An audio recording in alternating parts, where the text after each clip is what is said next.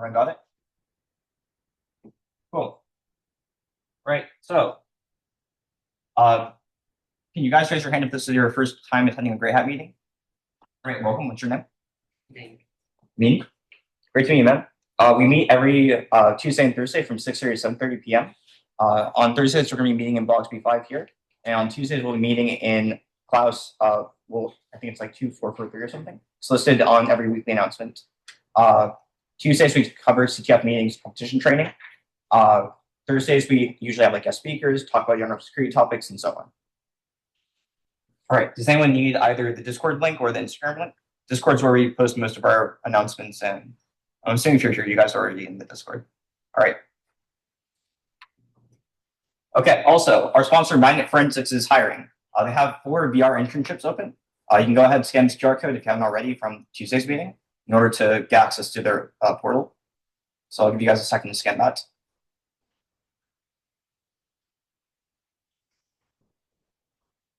Anyone still need the QR code? All right. Okay. We're still looking for people to work with us as Rec CTF challenge authors. So the other roles are currently, I guess, like we'll open the LM CTF agent project security engineer role probably in a week or so. We just had a presentation to SS Lab earlier today. Can you guys raise your hand if you were here at that meeting? All right. Congrats, guys, for successfully culminating the semester-long LM CTF agent project with this presentation. Overall, it went pretty well. SS Lab and Casey were pretty happy. Yeah, looking forward to see what you guys do going forward. And as another reminder, next week, Paladin will be coming back to give another talk about some of their ongoing security research. So the last talk was really well attended, well received. Everyone seemed to really like it. They were also pretty happy with the outcome too. So also this time they're currently hiring for some summer 2026 interns. So if you're actively on the market for an internship, you should also definitely check it out as a networking opportunity. All right. Sturdland's website is still down last I checked, but we're planning Sturdland quals, not this weekend, but I believe the weekend after that. And then we also have DICE CTF quals coming up early in March. All right. Also, results from LACTF. Good job, guys. Overall, we did pretty decently. It was really, really funny to see the entire leaderboard just like skyrocket up in the first 15 minutes and then gradually go down as like the point value went down as more people like manually solve challenges. Yeah, overall it was a pretty good experience. A lot of beginner friendly challenges. We ended up solving 32 challenges as a team. The challenges in infra are still up last I checked. Nash, maybe correct me if I'm wrong on that. But yeah, if you're still interested or want to go revisit some challenges or create the write-up or create a write-up for what you did solve, they're still available. On that note, if you did solve a challenge during LACTF, you can go ahead and fill out this QR code in order and submit a write-up for a challenge that you solved in order to apply for the competition team member role. We'll feature you on our website and feature a write-up on our website as well. Anyone need the QR code? Cool. Yeah, you can check the Discord channel for more info. Finally, we have guest speaker Daniel Bohannon today. He'll be giving a talk on MaLDAPtive and SkyScalper, obfuscation techniques, and modern attacks. About Daniel, he's currently a principal security engineer at Promiso Security. He's ex-Microsoft, ex-Mandiant, and he's also a Black Hat and DEF CON speaker. I'll give you the floor from here, Daniel.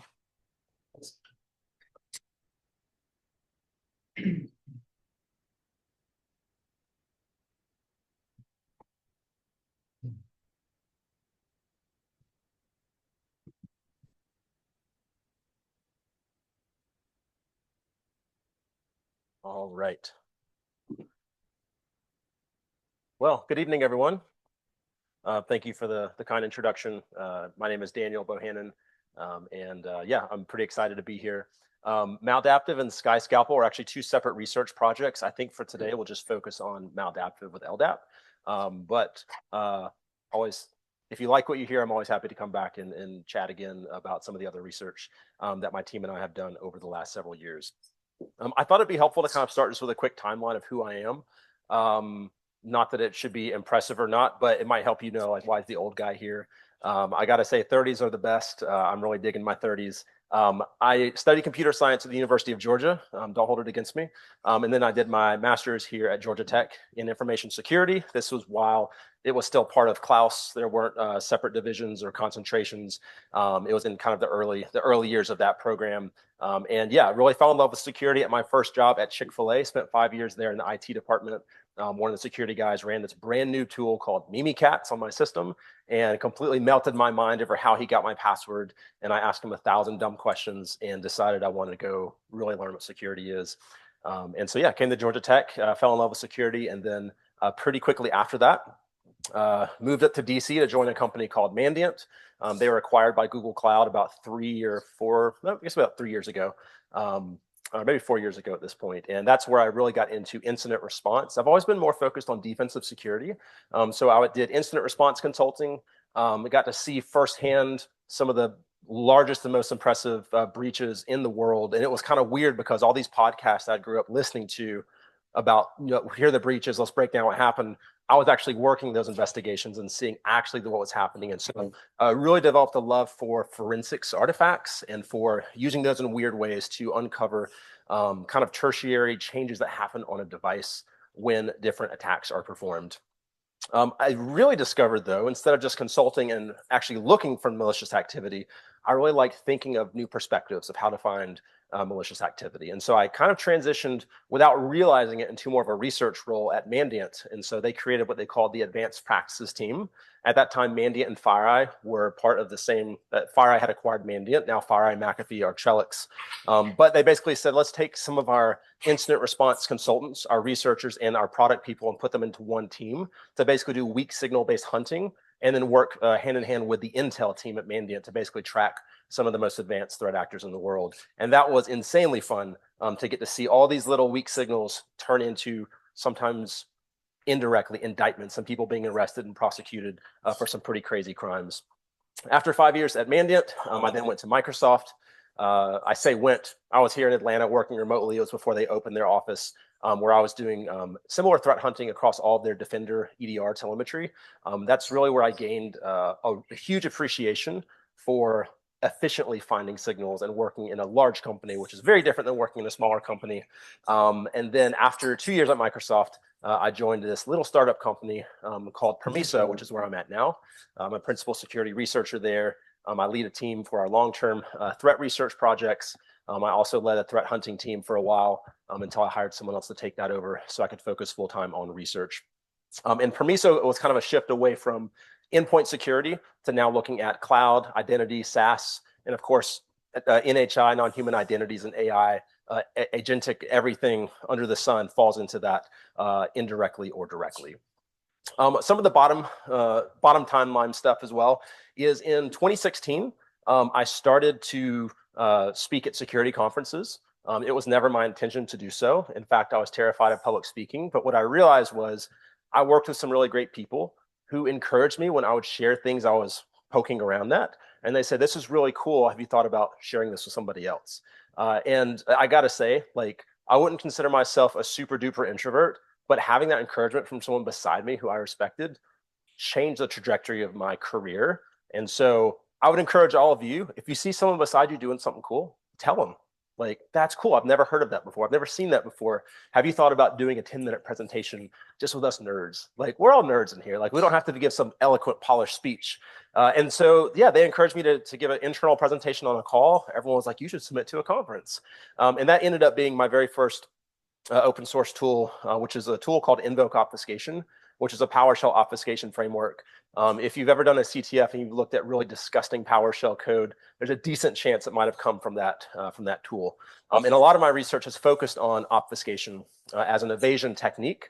And for me, I basically want to kind of reverse the linguistic capabilities of a language, write a framework that allows me to automate the production of hundreds of thousands of samples of whether that's scripts or queries or anything else, so that I can better write detections and catalog all of those things, whether as direct, the simplest kind of string-based detections, heuristic-based detections, or machine learning-based detections, and all those things have kind of been progressed over my career.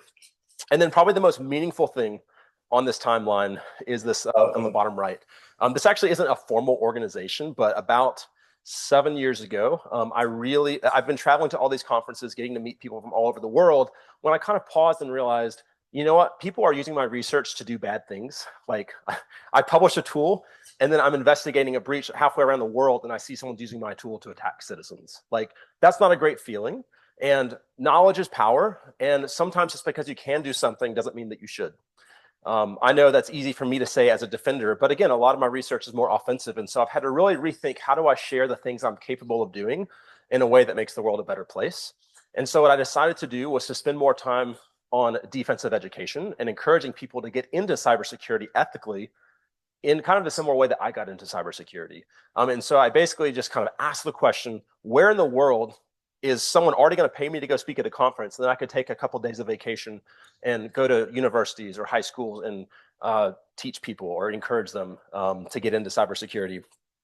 And so long story short, I came home from a conference in Europe and I Googled the word hackerspace. And one of the first articles that came up was about a kid from a little country in Europe called Kosovo who came to the US as an international student, started a hackerspace there in Kentucky, and then went back to co-found Kosovo's first hackerspace. So sent him a message on Twitter, said, hey, thanks. That was a super inspiring story. Thank you for what you did for my people. And then what you did back in home for your people. And then he invited me to Kosovo. So I said, where is Kosovo? And started to realize, hey, and he said, you should also check out Albania. There's a similar hackerspace with pretty similar vibes. And so I kind of realized, here are two countries that have, at the time, far less economic opportunities, far less cybersecurity opportunities, and neither are in the EU. And Kosovo didn't even have visa liberalization at the time because they're one of the newest countries in the world. So I said, you know what, let me just go check it out and see if I can dedicate some of my time to meeting professors, interacting with students, and teaching them about cybersecurity. And that's what Grassroot kind of became very quickly, just an online Slack channel. We eventually moved to Discord because they said Slack is too old. But the idea was kind of help encourage people around the world to get into cybersecurity with encouraging them to use their skills and the way that their brains are gifted and made, and show them there is an ethical path to make a living and help make the world a better place. After a couple of years, when I left Microsoft and joined Permiso, I was given the opportunity to hire people from anywhere in the world. And so now most of our team is based in Kosovo and Albania. So it's pretty cool for me to be able to be a part of that and see what effect it can have on young people, to give them an opportunity to really shine. And a lot of those team members are ones that I've shared the stage with me at Black Hat, at DEF CON, at conferences all around the world. And then Kazakhstan is up there because I've been investing a bit of time the last year and a half in Kazakhstan. There's an amazing conference there called Kazhakstan. Brilliant name for a conference. And so I've been kind of learning more about that ecosystem and helping with one of the universities over there, advising some of their students in research projects. Definitely was not planning on talking that much about myself, but I at least just kind of want to give you a background of where I'm coming from. And then if that can inform any of your questions you have for this presentation, then feel free to interrupt as we go. So this research I co-presented last year, or I guess 2 years ago now, at Black Hat USA and DEF CON. And it is all about the obfuscation of LDAP. So I'm going to start with a brief overview of what is Active Directory, what is LDAP, and then kind of show you visually what this obfuscation can look like and why it matters. So you already know me. People call me Debo for short. Feel free to call me that unless it's something hilariously offensive in your language. Then feel free to say it anyways. Just don't laugh in my face. Here's my Twitter, LinkedIn. I haven't logged into Twitter in like 8 months. I don't know why I still have it there. But feel free to reach out on LinkedIn. Send me a message anytime. Ask me questions. I really do try my best to reply to every message that somebody sends. I will not click on links if you send them to me. These are some of the projects I've done over the years. Again, most of these are related to obfuscation. But yeah, feel free to check those out. I'm obsessed with coffee. I have way too many coffee toys at home. I love reading books and I love learning languages and talking with people all around the world because I feel like we can learn something from everyone that we interact with. This is my research partner for this project. Her name is Sabayate Elazai, or Sabi for short. She is from Albania. Yeah, she's also a big fan of coffee. We had a lot of fun working on this research together. So we'll start with a brief introduction of Active Directory. Then we'll look at LDAP, specifically as a protocol used within Active Directory. And then we'll look at the problem of obfuscating LDAP. And I hope that your mind will be somewhat melted by the end of this to see how you can obfuscate something that starts so simple. And you can apply some of these tricks to any data set that you're looking at. So again, I'm not a huge CTF person. It's never really been my cup of tea. But if there are ever any CTFs, if you've done things like trying to bypass WAFs or things like that, there are lots of little tricks you learn in one part of security where you can use that in another part. If you learn the concept of a buffer overflow, where else can you apply that? If there's something that's delimiting on white space, okay, well, how can you make a command run without any white space? Some of those kinds of things, evaluating a static command versus how it's dynamically executed and shows up in logs, and figuring out all the steps in the evaluation pipeline. And then at the end, we'll show the solution. Like, we developed this problem space so that we could specifically create the solution for it and then share the research with the world. And then we'll do a demo at the end. Everyone good so far? Am I talking too fast? Cool. So what is Active Directory? Well, it really starts in the 1980s. You had what's called the X500 Directory Access Protocol, or DAP. And then in the 90s, you had the lightweight version of that, and that's the L in LDAP. In 1998, there was the Open LDAP project. And then in 2000, which most people, when they say LDAP, they mean the Microsoft kind of compatible version of LDAP that is built into Active Directory. And it's important to know that, like, what is Active Directory? In a Windows environment, Active Directory is the directory which contains information about every device, every camera, every conference room, every human, every phone number, all that stuff in a directory structure so that you can join teams and have access to all the resources and all that stuff. From an offensive security perspective, there are some great tools that will utilize the information in Active Directory to do initial recon, attack pathfinding, and stuff like that. Most important thing from this slide, Active Directory is a directory. LDAP is the protocol used to interact with that directory. So what are some of the offensive tools? Probably one of the most well-known one is Bloodhound, started by the team. It's now Spectre Ops. At the time, they were called Varus ATD. It's a profoundly awesome tool that was my introduction into graph databases as well. But PowerView is another one, Ping Castle. But again, from an attacker's perspective, if you fish your way into one device, you can issue one single LDAP query and get information about every device that's out there. And you can get really, really specific in that query to start to look for people that have specific administrative privileges, last password resets, stuff like that. So it's a really valuable data source. So how do you go about detecting abuse in Active Directory? Well, first, what kind of logs does LDAP produce? And this is where, even to this day, it's a really tricky answer. A lot of things have an event log.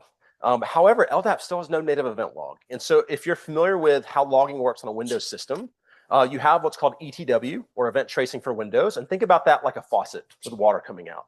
And then anything that actually ends up in an event log subscribes to those feeds in ETW to then format that data into an event log. There is no event log for LDAP, but all that data is just gushing out of that faucet. So if you want to look at this data, you need to have a way to look at the ETW stream. So we use the tool called Silk ETW by a guy named Ruben Bohannon. I think he just left IBM X-Force Red. He's an awesome researcher there. He actually wrote Silk ETW when we were both teammates at Mandiant. And so that's where I got exposed to that tool and used it. Since then, there's another tool called LDAPmon, released, I believe, by TrustedSec, Dave Kennedy's company. And so these are two tools you can use to very quickly look at ETW feeds and see the data that's there. But that's great on a lab device, but what about in production? How do you get LDAP logs? To this day, the best answer is have a ton of money to buy Windows Defender. I know CrowdStrike gives you has detections written against that visibility for the endpoint. I don't know that they have a way for you to query all that data, but those are still the only two tools I know of that actually give you good visibility into client-side LDAP. Because remember, you have clients that are issuing the queries and then the server that is receiving those queries. And that's an important distinction to make, and we'll see more of that on the upcoming slides.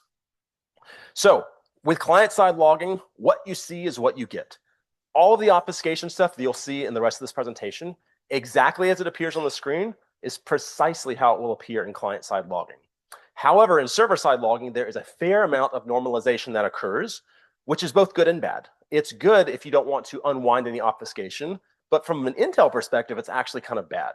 Like, I actually want to see all the specific fingerprints left behind in an attack to understand how I can attribute this to a similar attacker or methodology or tool set that generated that attack. So client-side logs are awesome. Server-side logs, there's a lot more nuance. And actually, there's a multi-part blog series that started about a month ago by, I'm blanking on his name. It's a guy from, oh man, is it Data? That's not Datadog. Huntress Labs. Huntress Labs. If you search Huntress Labs LDAP, This guy's doing a phenomenal blog series on the differences between client-side and server-side LDAP logging, and he's a defensive engineer. So he's talking about things as simple as white space and how that can really affect your detection. So definitely, if you're writing detections or looking to evade detections, look at his blog post. He's done a really phenomenal job. So client-side logs only matter, though, if you're sending them through wldap32.dll. So there are many different ways in which you can issue an LDAP query. And some of the offensive team at a company in the Netherlands called Falcon Force. Yeah.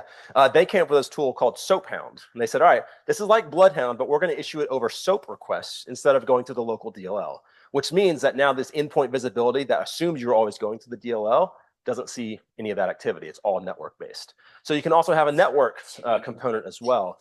But the only challenge, well, there are many challenges with that, but one of the challenges is what about unmanaged devices that are trying to hit that, that Active Directory server?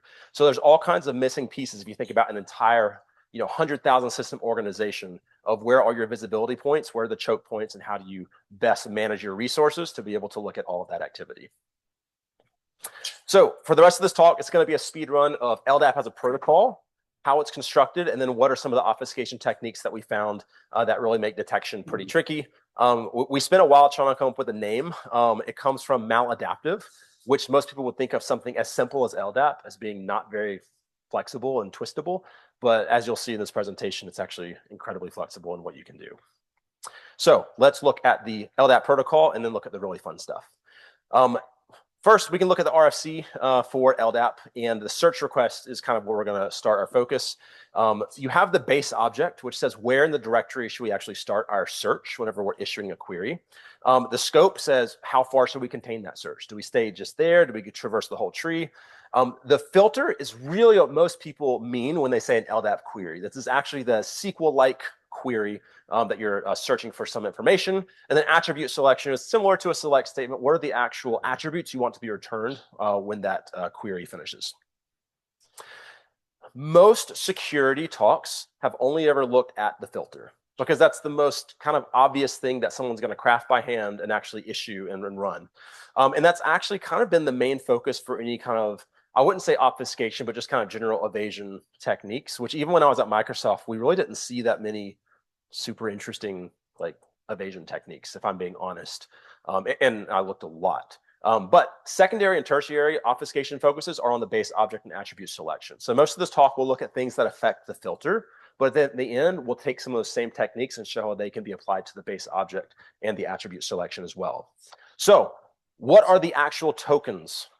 One of the coolest things I've ever done is write a language parser to actually tokenize a string. If you've never done that, I hope at some point in your life you get to. Like literally, you go character by character and you have a simple state machine to say, when I hit this parenthesis, I'm now at depth 1. And I'm going to stay at depth 1, parsing all the tokens until I hit a closing parenthesis and then come back to depth 0. And anyways, it was really fun to write this in an optimized fashion to be able to parse these things very quickly. And so when we say tokenization, this is the first pass. Token by token, what are these things? And then you'll look at the meaning. When this token is beside this token, what does it mean at this depth, et cetera. So we have group start and group end tokens. These are the required ones for LDAP. We have the attribute name. Remember the attributes you can say that are in Active Directory? You need to say the name. Then you have the comparison operator. Usually it's equals, but there are some other options. And then you have the value. So this is looking for anything named Sabi. Probably going to return the person attribute or the person object, but anything named Sabi would be returned by this query. Now, there are two additional optional tokens. There is the Boolean operator. Typically, it's just the not, but there are some other options as well. And then the extensible match filter.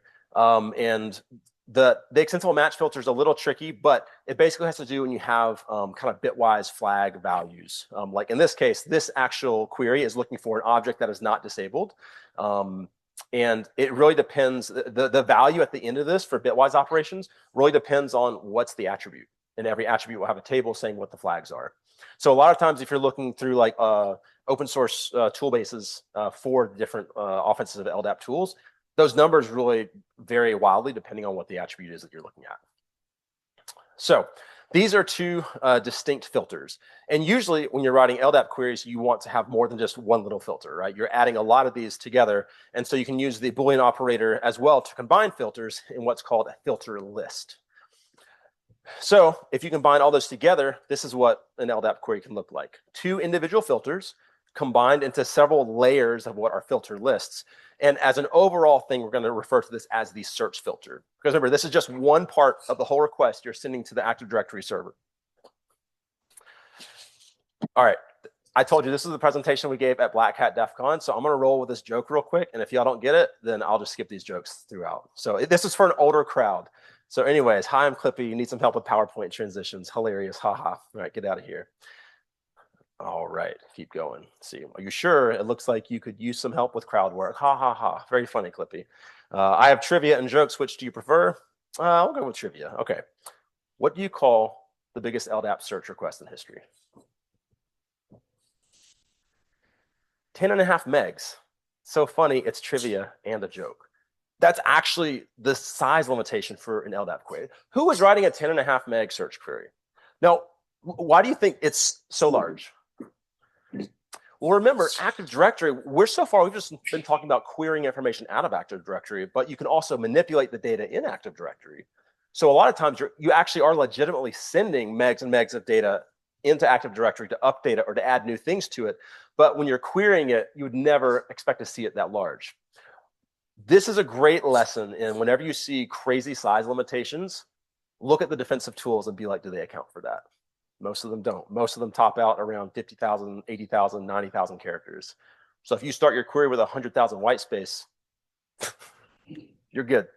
Again, it depends on your tools. So if you have the ability to set up defensive tooling, test those things, see how it handles it. And if you're a defender, baseline, what is the longest, what's my average length of search filters?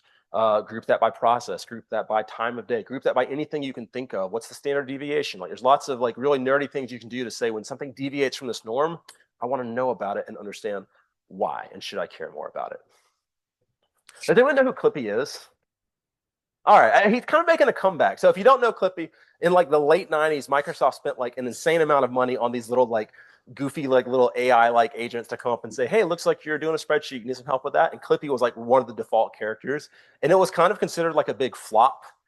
But then Clippy just kind of got this weird cult-like following. So yeah, Clippy it is.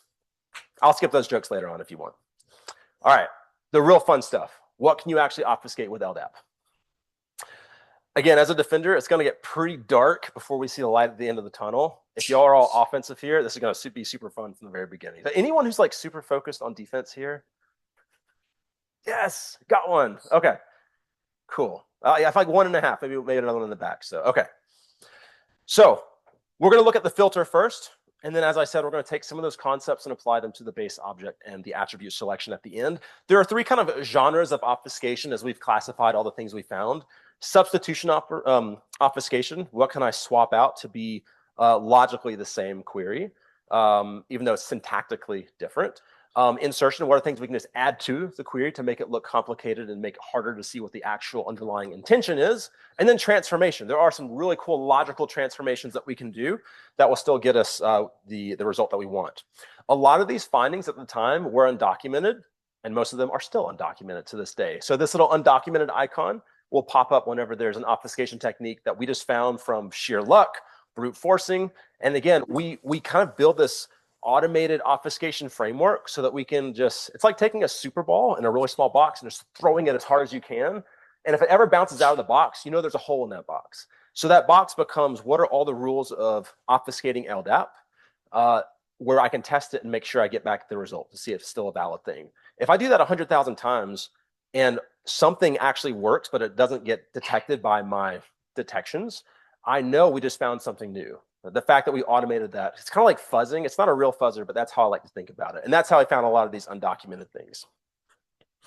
So we're going to go in this order for the different tokens. We're going to start with the name, then comparison operator, then value, and then Boolean operator, and then we're going to go to extensible match filter and end with value. So let's start with a really simple one. Casing in Microsoft's implementation of LDAP does not matter in most scenarios. So for name, we can randomize the casing. This might seem silly, but there are legitimately security tools out there that are only case-sensitive operations or have no way to look at casing, which if you've ever dealt with base 64, causes a world of hurt when everything is like lowercase, for example. But If you're doing case-sensitive searches, which is smart for performance, you couldn't get burned by this because casing can be randomized in the attribute. Another really cool thing that Microsoft gives us in their implementation of LDAP is what they call the object identifier, or OID. Every single attribute has an OID like this, which is also a directory structure as well. And so you can run this query, and it is the exact same as the previous one, and this is exactly how it shows up in client-side logs. This is name. Now you want to know what else? You can also prepend it with OID dot. And here's our first undocumented finding. You can actually add as many zeros as you want before each octet, and it works perfectly fine. This is exactly what it looks like in logs. Pretty weird, right? Now think for a second, like, how would you detect this if you just had straight text as logs? Like, yeah, you could do regex or something like that, but step back for a second. Do you need to detect, do you need to unwind every iteration of obfuscation? Or maybe you can also write detections looking for the presence of obfuscation. So when you start to think about weak signal analysis, like, what are ways of saying this thing looks bloated? Something is odd about this.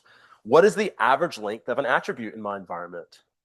Do dots ever show up in a non-OID attribute? If so, how often is there a zero following dots? Like, there's many different ways programmatically that you can look for these kinds of things. And in the code base that we released, we actually do a lot of different ways, because we're tokenizing these things, to automatically pick out some of these features and hand them to you to make detections easier.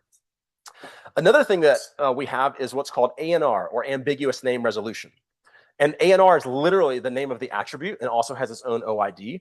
And ANR is really cool. It basically says, I know there's something named Daniel, but I actually don't know what attribute it's in. Is it name? Is it first name? Is that the name of my computer? So with ANR, you can literally say, let me just give you a string. And then logically, you're going to run a query that looks like this. It's going to look in this defined list of places for the value, typically wildcarded at the end.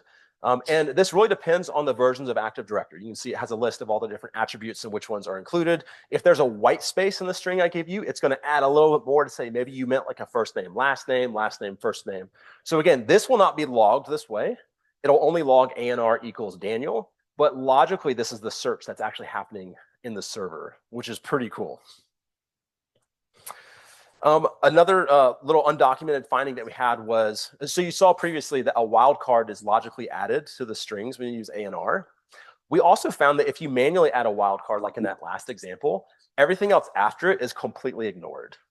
So you can just pad whatever you want after that, and it's basically the same as saying ANR equals KRB or KRB wildcard. KRB being the prefix for curve TGT, like in that first example. So all three of these things would return at least the same curve TGT, maybe more if the wildcard matches on that. Next, if you don't want to do all these wildcards, then you can say equals equals, and that will just look for the explicit string value that you have there. And this is a weird scenario where this equal sign technically is tokenized as part of the value, not as a comparison operator. So in review for the first token type of attribute, we have casing obfuscation, object identifier notation, and then the ambiguous name resolution. So next Clippy joke. Yes? So if everything after the star is ignored, is there can you not like search for a suffix on a value? You can just by ignoring the star. You could put the star, but that second example will actually return anything starting with KRB. Yeah, but if you wanted stuff that started with KRB and ended with that. Oh, you could. I do not know of a way to do that within a single search filter, but you can add two filters together to say, yeah. And again, this is just specific for the ambiguous name resolution. So you are right. Any other place you could actually have wildcards. When you actually list real attributes, a wildcard behaves like you would expect a wildcard. But ANR has this goofy, like, yeah, it's weird. Did that answer your question? All right, good question. Thank you. Any other questions? It's interesting? Weird? Yes? Still in Custo, right? Custo? No, so you mean like the data that's being produced, or? The query, or is this all LDAP? Oh, this is all LDAP. Yeah. All the examples here are LDAP. Yeah. So you mean like Custo query language, like KQL, or you're referring? Like I guess like once you have the logs? Are you usually querying them using like Microsoft? Ah, good question. Yeah. So yeah, like if you have Windows Defender, then all their data in the cloud is stored in Azure Data Explorer ADX, and Kusto Query Language, or KQL, is the language they use to query that. So that's the language that's exposed in like Windows Defender. I think they call it like advanced search. I forget what it's called on the customer side. We always use the backend stuff at Microsoft. But yeah, like in our lab work, like we developed this all on our own in our lab. So we just had this data in like JSON files or through and whatever else we wanted. But yeah, all the examples here are pure LDAP queries. Yeah, good question. Thank you. All right, let's keep rolling. So that was the end of attributes. Next, Clippy joke. Do you know where else ambiguous name resolution exists? Microsoft, because they rename their stuff every 6 months anyways. All right, Cliffy making Microsoft jokes. He's ruthless. All right, second token type is the comparison operator. Usually this is just an equal sign, but what else can we do? There is the approximately equals to. This matters more in like open LDAP, where casing is still kind of important, but it's pretty rarely used in general in LDAP. So just seeing it kind of raises a little bit of suspicion, but it's not super crazy because of the flexibility of equals. Really though, it's the greater than less than equals that are super interesting here. So this is an example looking for an attribute service principal name equals star. This is what's called the presence filter. It basically says, I don't care what the value is. I just want to make sure that the object contains this attribute. This is actually a precursor to Kerber roasting. A lot of tools will look at this and say, show me all the entities within Active Directory that have an SPN, service principal name. So and a lot of tools will detect that query I just showed you. But you could do the same thing by saying the value is greater than or equal to the equal sign, or less than ZZZZ, right? Because again, it's just about alphabetizing the value that's coming back.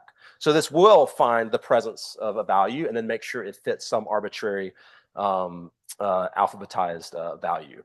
Now, here's where we found a really crazy thing with Active Directory. And this was one of those bugs that drove us crazy for a solid week, because we could only get this bug to reproduce like every 10,000 iterations. And we didn't know which, we were like 10 layers of obfuscation deep at this point, and we didn't know which one was actually causing the bug. So every 10,000 iterations, we'd find one that hit this bug, and then we'd have like a 20,000 character LDAP query. We had to freaking parse and figure out and simplify what part of this is messing up. Here's what we found. If you look at an ASCII table, there's a certain ordering of characters, right? And you would expect alphabetizing to work according to that order, right? Like computers normally do. Well, with an Active Directory, it's a little different. First of all, there is no concept of casing. So uppercase, lowercase, throw it out. But basically, numbers and alpha characters are side by side. These exact characters then form the bookends to the left of that value, and then everything else falls down in the middle. I do not know why. I still don't have an answer, but this is the actual ordering when you try to do string alphabetized searching within Active Directory. And it took us a long time to brute force our way into getting that. So just FYI, and again, all those little like goofy things we built onto the tool so that you could safely obfuscate with the string substring greater than equal to, and it would still produce the same results. Another thing you can do is logically equivalent range filters. So let's say you're looking for the same account type with this exact value. Yes. What is the relationship between the ordering of the string and every 10,000 iterations you got to the bug? The connection, yeah. So the connection was we are basically taking a bunch of specific search filters to test and run it through our obfuscation framework. You just randomly obfuscate all this stuff. It was only when it was about every 10,000 iterations, our obfuscation would choose one, because like we had like 50 different starting values, and only like 2 of them had special characters in the value. So it was only when it got to one of those, and only when it decided on the special, this greater than less than, and only when it decided to split right next to one of those special characters, and then that's when the ordering got off, and it would return either not what we expected or additional things, because we were assuming it was like we wrote our code to say it's the like ASCII table ordering of characters. And again, like we actually got really lucky we found this bug because of the special characters that we had in one of these values. Yeah, good question. Did that answer your question?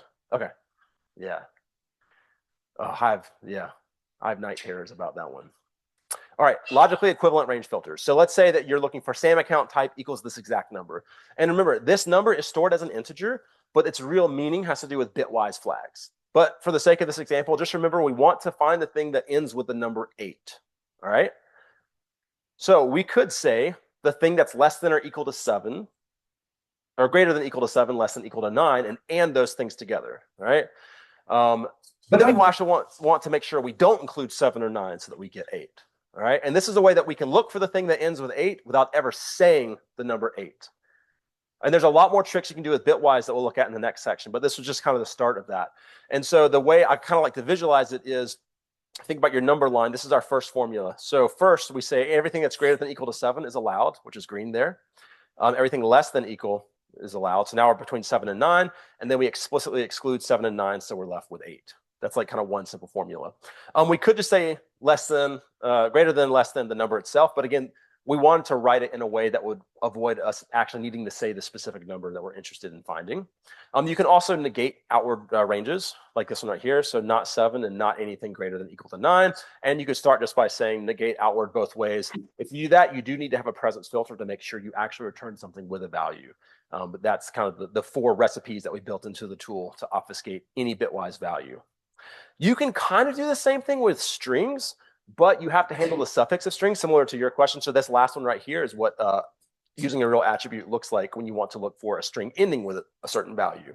It definitely gets a little trickier, and it's not quite as precise as the numbers, but you can still get what you want. Now, for a lot of these examples, this might return more results than what you are actually specifically looking for.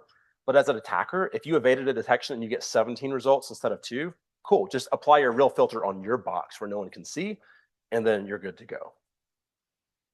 And there's no guarantees that these will actually finish running if it's a massive Active Directory environment. So that's another note of caution. So like if you are doing a pen test one day and you like, I don't know, like bring down Coca-Cola's network, like don't blame me. Like these are going to be like freaking slow because they're super cumbersome and might return a lot of data more than you might expect. But they should return the result that you're looking for. So in review, for the second token type, we have approximately equal to, the logically equivalent presence filter using the range operators, and then looking for the logically equivalent range filters themselves. Really, the bitwise numbers are where the magic happens right there. And these aren't just like random things that I pulled out of the sky, like service principal name and SAM account type. These are part of a very common query within that Bloodhound looking for SPN target enumeration. So again, like these are, if you've done threat hunting, these examples should look really, really like dangerous because they're used pretty commonly in some of these offensive tools. All right, everyone's still good? All right, let's talk about Booleans. So ors and ands, that's cool, but really nots is where the fun is at. So one thing we can do, let's take a really simple example. Look for a filter that's looking for country equals Albania. There's actually, I don't know if anyone speaks Albanian in here, but because our research partner is Albanian, we did a lot of like fun Albanian kind of Easter eggs in here. So let's say you're looking for country equals Albania. You can just add in a bunch of ands and ors, and this is a single filter. Like you can and or anything by itself, and you're going to get the same thing, right? But this is one way you can start to bloat a search filter. Another thing you can do is double negation. If you not a not, it's as if it never existed. And here's where, when you're writing a tokenizer, you have to get really specific about left to right, how Booleans apply to each other. And this is something that really became tricky as we got to larger queries. One interesting note, this is actually documented. You can put a Boolean directly inside the filter. See how this is actually in between the group start and the attribute itself.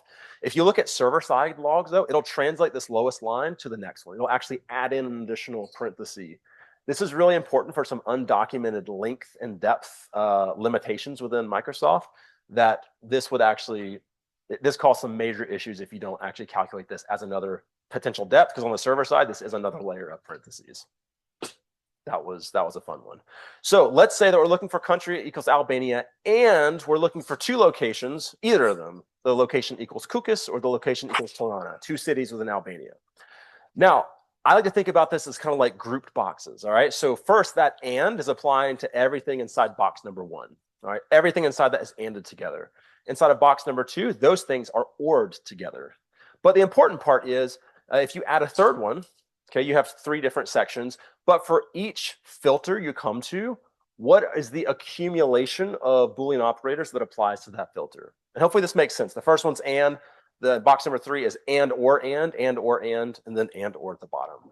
Now, if you were to throw a negation operator in there, it only applies to the first filter it comes in contact with. So L equals Kukis is and not, but everything else after that, the not is only looking at the first thing. Whether that first thing is a filter or another Boolean operator. So this gets really interesting in terms of trying to figure out what's actually negated here. And what about if the first thing you're negating is trash you didn't want to look for anyways, and everything else is ORed? So again, when you start to add a bunch of garbage into your query, it becomes really hard to see what's actually logically inclusive versus logically excluded. And in the way that we actually parse this, we have an attribute for every filter where you can see logically, is it thumbs up or thumbs down? Is this included or excluded? And then you can see all the actual Boolean operators that got you there, as well as the depth all those Boolean operators were at. So we had to add a lot more structure to our parsing of LDAP to make some of these things work accurately. We can also do what's called logical inversion. So for the math nerds, this is called De Morgan's laws, where you can use not A and B is the same as not A or not B, and vice versa. So the formula here is we can take a query and let's first add a not. In this case, we're going to add it to the overall query, but we could add any small section we wanted to. That's step number one. Next, we're going to look at every and or inside of that entire sphere of influence, and we're going to invert them. So the ands become ors become ands. And then for every filter inside of it, we're going to negate. We're just going to inverse the negation. In this case, none of these are negated, so we're going to add negation. And now this is logically the same as the query that we had starting. So again, nots can make things look really confusing while still allowing it to perform it logically the exact same way. Yes? You said the not operator only applies to and, right? It doesn't apply to the or. No, it applies to the first thing it comes to, whether that's a Boolean another Boolean operator and or not, or the first filter it comes to. So in this case, the not is hitting a filter first for these three, but this not applies to the or. On the previous slide, Yeah. you said it only applies to the first and it comes across. Mm-hmm. Or it's a forced or filter. So like well, it applies to the first thing it comes across, whether that's a filter or another Boolean operator. So in this case, the first thing it hits is actually just a filter. So it only applies to that one. In this later example, the first thing it comes across, well, let's invert it first, is this or. And so logically, it would be not or, and then everything inside of this would kind of inherit that not because the or is carrying it with it on its back. That's probably not the best way for me to visually explain it, but yeah. Again, in the parser that we wrote, every single filter, every single Boolean contains what we call a Boolean context object, which is just the full history of all the tokens that got to that point, so you can logically make a decision on is this inclusive or exclusive. It's a headache. Good question. All right, should we keep going? All right, well, I think this is the last one. What is my least favorite LDAP token type? Any takers? And I'll give you a question. All right, it's the Boolean operator, because Clippy's afraid of getting tied up in knots. All right, that one's cringe, I promise. There's no more like that. Any questions? All right, well, there's 3 token types. Let's hit the 4th and 5th pretty quickly. Extensible match filter. This applies when you have a bitwise value. If you look at Open LDAP, there are lots of extensible match filters. Within Microsoft LDAP, there are only 4, and only 2 in the original release. And these 2 are the and the or. These are honestly the most interesting ones from an obfuscation perspective. The next 2 are for transitive evaluation and then DN with data. But again, for obfuscation purposes, the and or is what's most interesting. So in this case, we have what we call the bitwise breakout. So let's say we're looking at this filter where we want to say user account control is the flags 515. And because we have the 803, let me go back a second. 803 is bitwise and 804 is or. 804 rhymes with or, that's how I remember that. So if it ends with a 4, you're an or. If it's a 3, you're an and. So this is saying and. So this says a bunch of other flags can be set, but for sure, the 3 flags that equal 515, these better all be set. So what we can do is, well, we can just mathematically say, all right, let's just use bitwise values, and we can and a query looking for 1 being set and a query for 514 being set, and that will also evaluate the true. We could split it out into individual ones looking for each flag individually, right? Now, this is kind of stupid. It's not efficient, but there are a lot of detections that look for these full values that don't have a good way to piece together all these individual flags. This is a hard problem to solve at scale. And if you're doing ORs, then all you have to do is swap that to 4 and make sure that you're ORing instead of ANDing. So you're basically kind of you're kind of unwinding the functionality that this extensible match filter got you in the first place. Now, some real world examples have, 10, 15, 20 different flags sometimes set. So you can get some pretty complicated combinations of splitting this out across multiple filters. So that's what I like to call bitwise breakout. And again, here's the formula for doing that if you have an exact value, right? So we're starting with something that doesn't already have a bit, extensible match filter. Well, what we can do is we can AND all the 1 bits. Again, that 803 is going to be our AND. We can AND that together with the negated ORed 0 bits.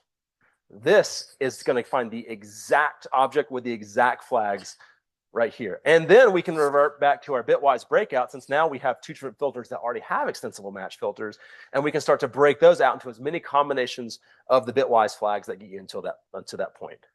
So as you can see, it can get pretty crazy pretty fast, and piecing that back together at runtime is pretty tricky. All right, the 5th and final token type is the value. And this is honestly the main thing that we thought we'd be working with in the first place, but I wanted to leave it until the end to show you just how crazy everything else can get first. So casing doesn't matter for value. Another thing that we can do is if it's a number, you can prepend zeros to that, kind of similar to what we did for OID. Very rare to find this legitimately. It has been done some, but again, if you're looking for a specific number value, as a defender, are you taking into account zeros? Or are you able to write code, or do you have a flexible enough query language to be able to remove zeros and then evaluate the number? Or are you thinking differently and looking for the presence of zeros as a signal in and of itself? Dates. Sometimes dates have 3 zeros before the UTC Zulu Z at the end. Sometimes there's 2, sometimes there's 1. And so this kind of caught our attention and said, okay, what else can we do here? Turns out you can freaking do anything you want as long as there's a Z there. So this literally will still work. This is a valid timestamp. Funny, right? And actually, you don't even need that Z there. You could replace it with the hex representation, because hex is supported within the values, which is pretty grand. So that leads to the next point, hex encoding. Now, with any kind of encoding, typically it's bloating the code, so it's not there for performance. It's there to basically handle non-Latin characters so that they can be decoded, and you're not losing, I don't say losing bits. You're not losing granularity as you transmit across different systems. So that's the legitimate usage for hex, but there's nothing stopping you from using hex for Latin characters.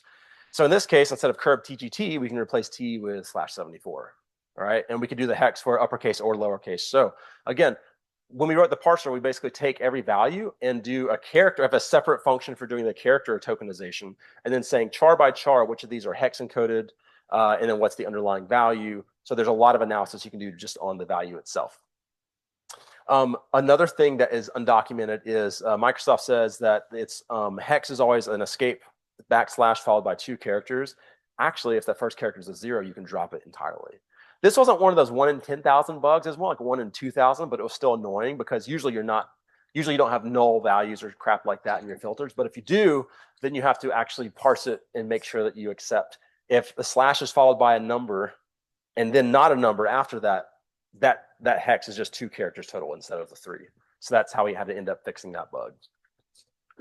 Wildcards. This is what most people think of when they think of obfuscating values. And this has been blogged about before we did our research. Hope Walker is a researcher. I believe she's still at SpectreOps, but she wrote 2 different articles on kind of manual LDAP query enumeration and mentioned wildcards as a great way to look for juicy keywords like password and administrator by just including some substrings and using wildcards to get to the actual values that you want.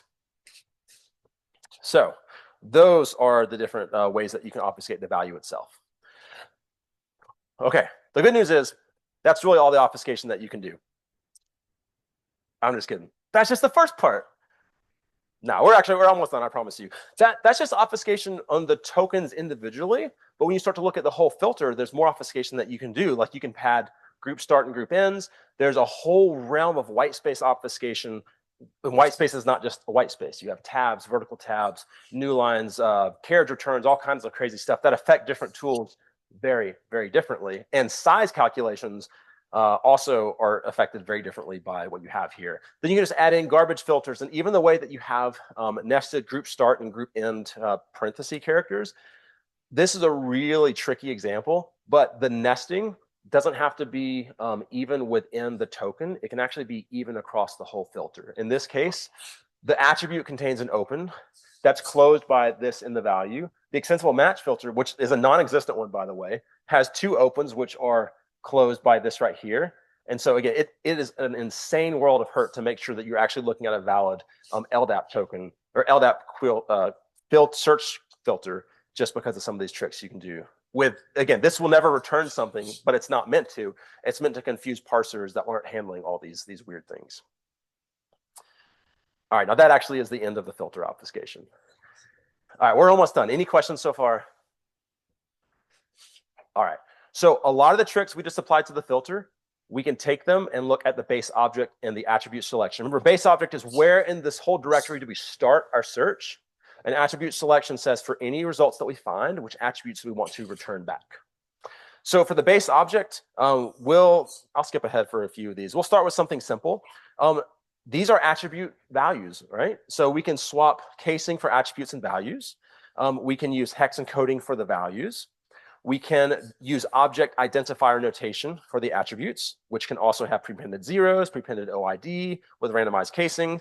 And you can add white space even before and after the equal sign for base object, which is a really peculiar one. And even if you notice in the URL, LDAP:// you can have white space in those slashes as well.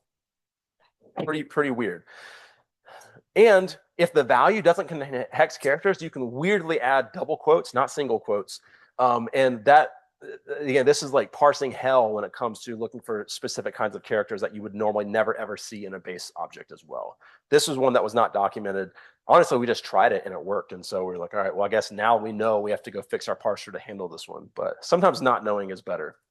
All right, that was for the base object. For attribute selection, if we start with something like this, and these are the 3 attributes we want to return, well, we can randomize the casing. No surprise there. OID notation still works. We can add the OID dot. We can add zeros. We can also add white space only if we're using OID notation. This is a killer evasion technique. It's freaking awesome.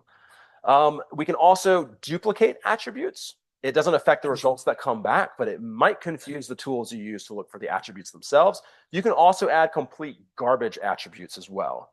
And then my favorite one is you can add this character right here. Now, this is the last Clippy moment. What do you call this character? Asterisk, wildcards. Anyone ever heard splat? Old school people call it splat. All right, actually, all those are true. In addition to the fact that the RFC states it's logically the same as the null character, because again, you can either not define attributes and it'll return everything, or you can say, give me the wildcard and give me everything. Or if you have the wildcard with any other attribute defined, in the logs, it will replace that wildcard with this literal string, square brackets, all with list. This is crazy town when you're parsing this stuff, looking for a wildcard, because as an attacker, you can have this goofy string show up. And in fact, it actually prepends it. I can't remember if it's to the end or the beginning of the first attribute. So if you look at our attributes here, it would literally take this, it would log this as the first attribute with the white space, and then it would prepend that goofy square bracket string. So you have to actually manually go and look for that scenario and split it out.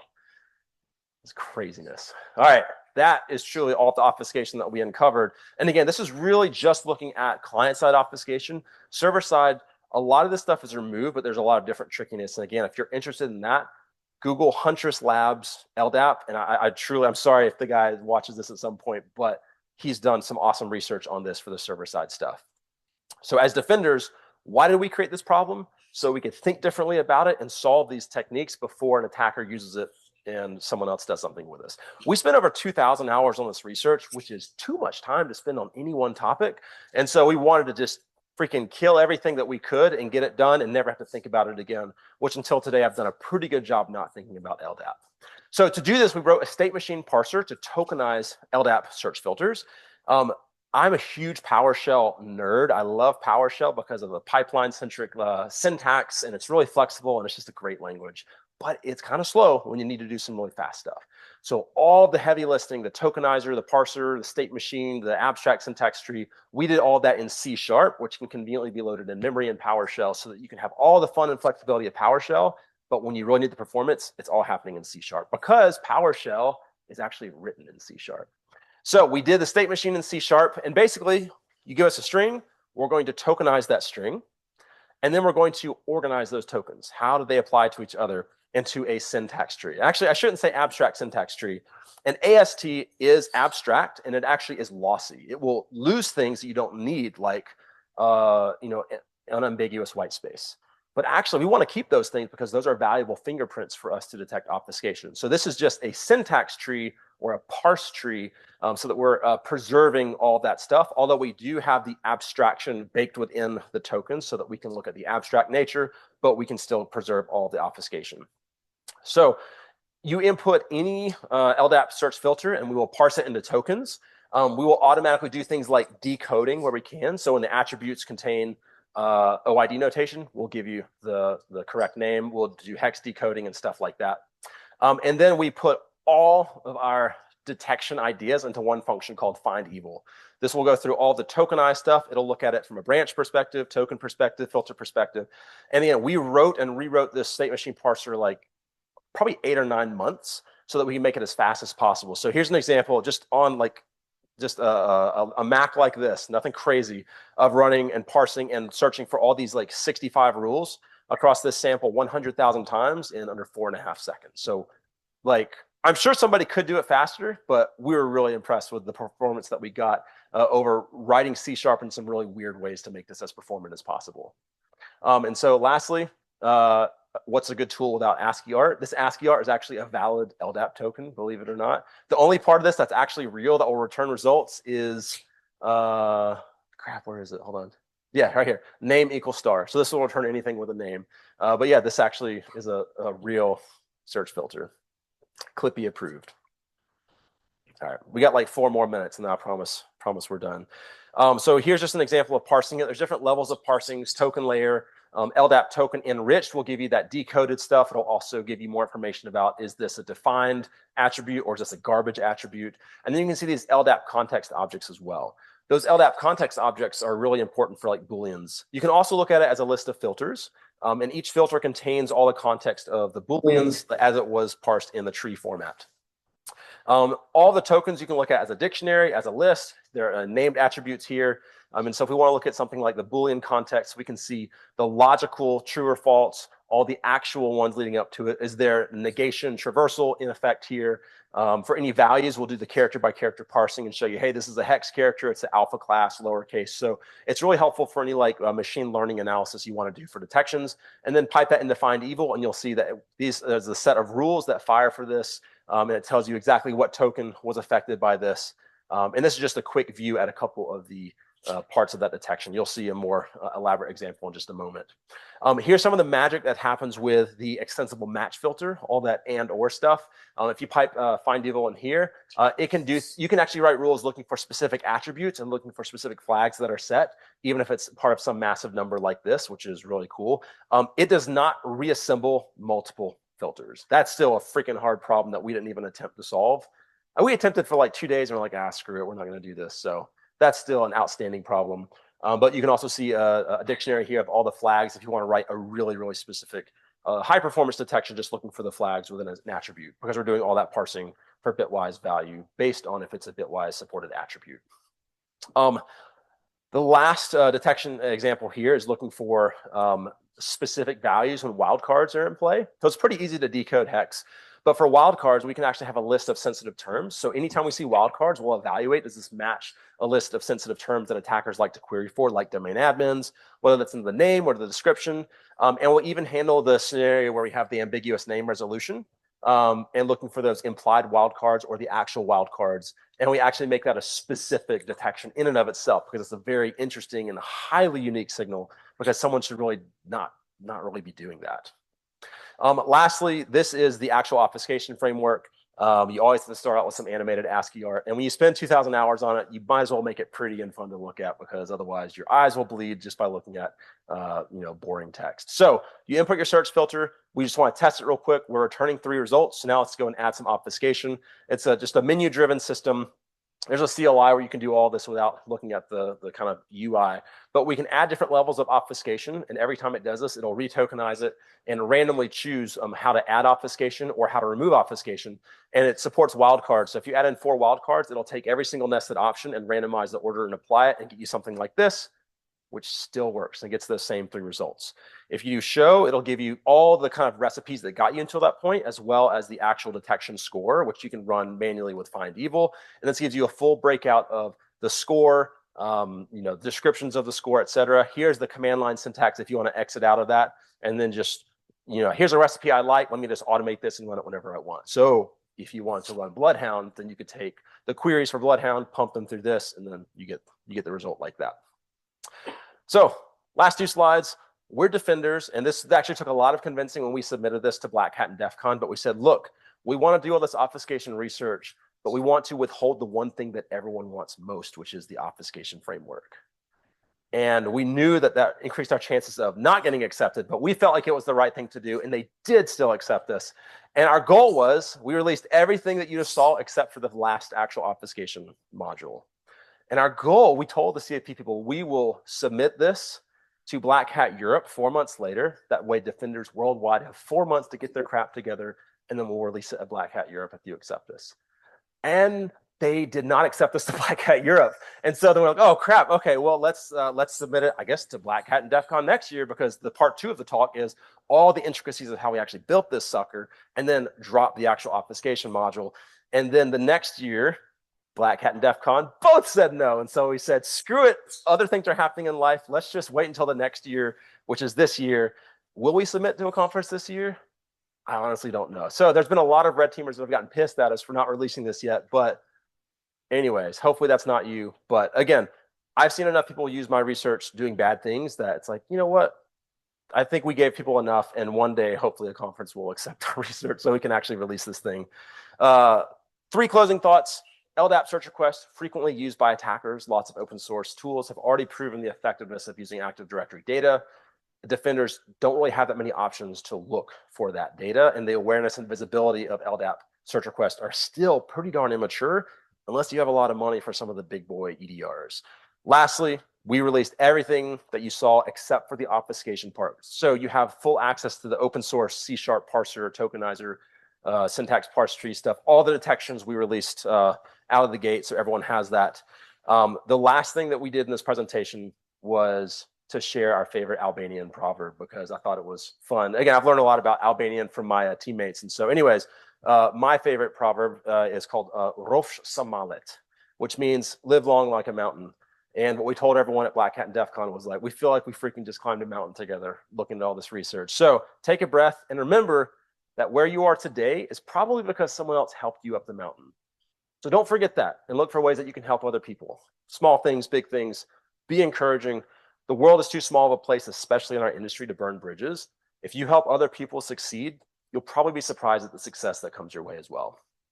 And then my research partner's favorite quote is "Talutem yomo kapes letrash," which means please no more paper clips. Which is obviously not a real Albanian proverb. So with that, thank you so much for your time. This has been a lot of fun. I will stick around however long people want to chat. If you have any questions, again, you have my contact information. Feel free to reach out and ask any questions. Here's a link to the tool itself. And again, I don't take lightly the time to hang out with y'all. And yeah, it's been a lot of fun, and hopefully you got something out of it. So thank you.